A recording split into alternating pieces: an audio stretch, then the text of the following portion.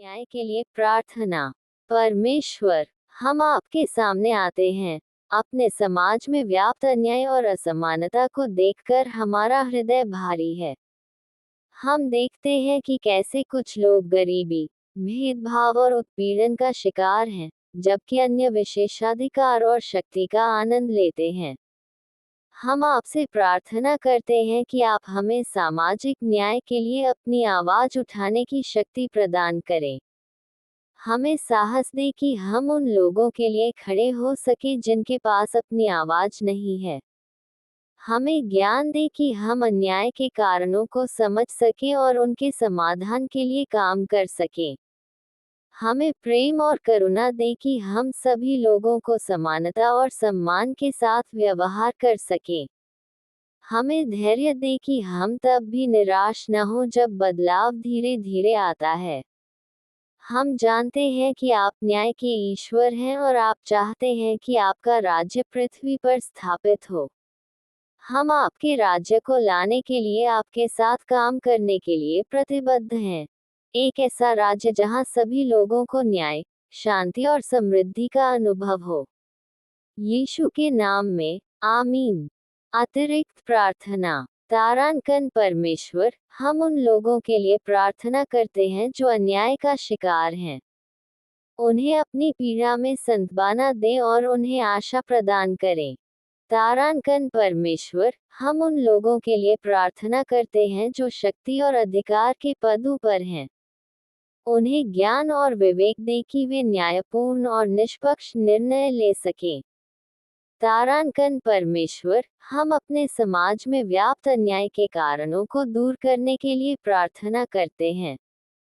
हमें एक ऐसा समाज बनाने में मदद करें जो सभी लोगों के लिए समान और न्यायपूर्ण हो। प्रार्थना के साथ साथ हमें ये भी याद रखना चाहिए, तारांकन सामाजिक न्याय के लिए प्रार्थना करना ही पर्याप्त नहीं है। हमें इसके लिए सक्रिय रूप से काम भी करना चाहिए। तारांकन हमें अन्याय के खिलाफ आवाज उठानी चाहिए और उन लोगों का समर्थन करना चाहिए जो पीड़ित हैं। तारांकन हमें अपने समाज में बदलाव लाने के लिए हर संभव प्रयास करना चाहिए। ये भी याद रखें कि सामाजिक न्याय के लिए प्रार्थना एक सतत प्रक्रिया है। हमें लगातार प्रार्थना करते रहना चाहिए और तब तक प्रयास करते रहना चाहिए जब तक कि हम एक ऐसे समाज का निर्माण न कर लें जो सभी लोगों के लिए न्यायपूर्ण और समान हो। आ जाओ मेरे मंदिर में, दीप जलते हैं तेरे लिए। इन धड़कनों का शोर सुनो, ये सब है सिर्फ तेरे लिए।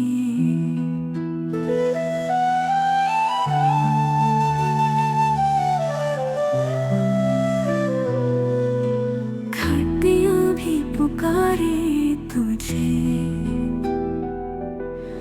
आरती के सुर है लिए। चरणों में रख दूं सारी खुशी, आ जाओ इसे सजाओ लिए। आ जाओ मेरे मंदिर में, संग सवेरा मुफ्त है यहाँ। तेरी राह तकता है दिशी, आ जाओ इसे सजाओ लिए।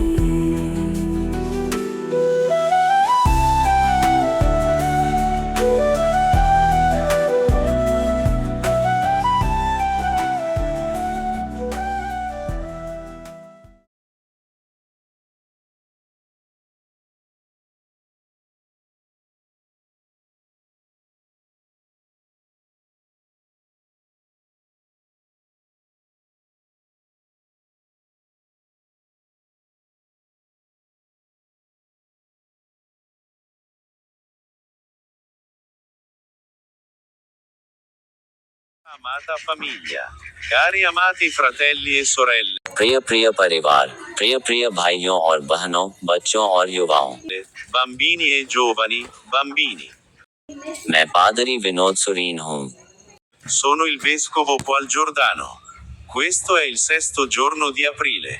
यह अप्रैल का 6वां दिन है, वर्ष का 5वां लैंट रविवार, La quinta domenica di Quaresima dell'anno.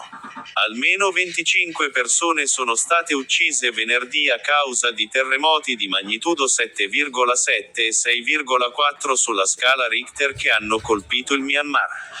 शुक्रवार को म्यांमार में रिक्टर पैमाने पर 7.7 और 6.4 तीव्रता के भूकंप के कारण कम से कम 25 लोगों की मौत हो गई। Secondo lo United States Geological Survey, USGS, un terremoto di magnitudo 7,7 ha colpito il Myanmar intorno alle mezzogiorno meno 10 a una profondità di 10 km, 6,2 miglia. Myanmar में रिक्टर पैमाने पर 7.7 और 6.4 तीव्रता के भूकंप के कारण कम से कम 25 लोगों की मौत हो गई। Secondo lo USGS, l'epicentro era a circa 17,2 km da Mandalay, la seconda città più grande del Myanmar con una popolazione di circa 1,5 milioni. Thailand की राजधानी बैंकॉक और वियतनाम के कई इलाकों में भूकंप के तेज झटके महसूस किए गए। यूनाइटेड स्टेट्स जियोलॉजिकल सर्वे (USGS) के अनुसार, म्यांमार में सुबह करीब 11.50 बजे 10 किलोमीटर 6.2 मील की गहराई पर 7.7 तीव्रता का भूकंप आया। Mar con una popolazione di circa 1,5 milioni. Il terremoto è stato seguito da una potente scossa, ha riferito Reuters. Primo versetto della Bibbia pronunciato. Prima lettera ai Corinzi 15, versetto numero 51. Ecco, vi dico un mistero, non tutti morremo, ma tutti saremo trasformati. Bible का पहला वचन बोलें। पहला कुरिन्थियों 15 वचन संख्या 51। देखो, मैं तुमसे एक रहस्य कहता हूँ, हम सब नहीं सोएंगे, बल्कि हम सब बदल जाएंगे। Contesto di questo versetto. Questo versetto fa parte di 1 Corinzi 15, capitolo 15, dove Paolo discute della resurrezione dei cristiani. Spiega che la resurrezione di Cristo è la garanzia della nostra stessa resurrezione. In questo contesto, 1 Corinzi 15 e 51 fornisce un'importante intuizione sul processo di resurrezione. इस वचन का संदर्भ। ये वचन 1 कुरिन्थियों 15 अध्याय 15 का हिस्सा है, जहाँ पौल ईसाइयों के पुनरुत्थान पर चर्चा कर रहा है। वह समझाता है कि मसीह का पुनरुत्थान हमारे अपने पुनरुत्थान की गारंटी है। इस संदर्भ में 1 कुरिन्थियों दोपहर के 3:51 पुनरुत्थान की प्रक्रिया में एक महत्वपूर्ण अंतर्दृष्टि प्रदान करता है। Secondo versetto della Bibbia pronunciato. La scrittura di Osea ha parlato nel capitolo 6, versetto numero 1. Versetto. Venite, torniamo al Signore, perché Egli ha lacerato e guarirà, ha percosso e fascerà le nostre ferite. Bible का दूसरा वचन बोला गया। होशे के शास्त्र ने अध्याय 6 वचन संख्या 1 में कहा, वचन, आओ, हम प्रभु के पास लौटें, क्योंकि उसने फाड़ा है, और वह चंगा भी करेगा, उसने मारा है, और वह हमारे घावों पर पट्टी बांधेगा। Significato. Asterisco venite, torniamo al Signore, questa è una chiamata al pentimento e al ritorno a Dio. Asterisco perché ha lacerato e guarirà, questo dimostra l'onnipotenza di Dio e la sua capacità di guarire. È riconosciuto che Dio ha causato i loro problemi e può guarirli. अर्थ, तारांकन आओ, हम प्रभु के पास लौटें। ये पश्चाताप और परमेश्वर के पास लौटने का आह्वान है। तारांकन क्योंकि उसने फाड़ा है, और वह चंगा भी करेगा। ये परमेश्वर की सर्वशक्तिमत्ता और चंगा करने की क्षमता को दर्शाता है। ये स्वीकार किया जाता है कि परमेश्वर ने उनकी समस्याएं पैदा की हैं, और वह उन्हें चंगा भी कर सकता है। उसने मारा है, और वह हमारे घावों पर पट्टी बांधेगा। ये परमेश्वर की दया और करुणा को दर्शाता है। यह विश्वास व्यक्त किया जाता है कि परमेश्वर अपने द्वारा दिए गए घावों को ठीक कर सकता है। Asterisco ha colpito e fascerà le nostre ferite, questo dimostra la misericordia e la compassione di Dio. È espressa la convinzione che Dio possa guarire le ferite che ha causato. Interpretazione. Questo versetto incoraggia il popolo di Dio a rivolgersi a Dio con pentimento e fede, invece di incolpare Dio per i propri problemi. Questo versetto sottolinea il potere di Dio di guarire e restaurare e fornisce la speranza che Dio possa liberare il suo popolo dalla sofferenza. व्याख्या। ये श्लोक परमेश्वर के लोगों को अपनी समस्याओं के लिए परमेश्वर को दोष देने के बजाय पश्चाताप और विश्वास के साथ परमेश्वर की ओर मुड़ने के लिए प्रोत्साहित करता है। ये श्लोक परमेश्वर की चंगा करने और बहाल करने की शक्ति पर जोर देता है, और यह आशा प्रदान करता है कि परमेश्वर अपने लोगों को उनके दुख से मुक्त कर सकता है। बाइबल की आखिरी आयत जिसके बारे में बात की जानी चाहिए। La sofferenza. Ultimo versetto della Bibbia di cui parlare. Prima Timoteo, capitolo 4, versetto 7. Ma evita le cose impure e le favole come quelle delle donne anziane, e allenati alla pietà. पहला तीमुथियुस अध्याय 4 श्लोक 7। परंतु अशुद्ध बातों और बुरी स्त्रियों की कहानियों से दूर रहो और भक्ति के लिए अपने आप को प्रशिक्षित करो। Significato di questo versetto. Questo versetto ci insegna che dovremmo impegnarci per la nostra crescita spirituale.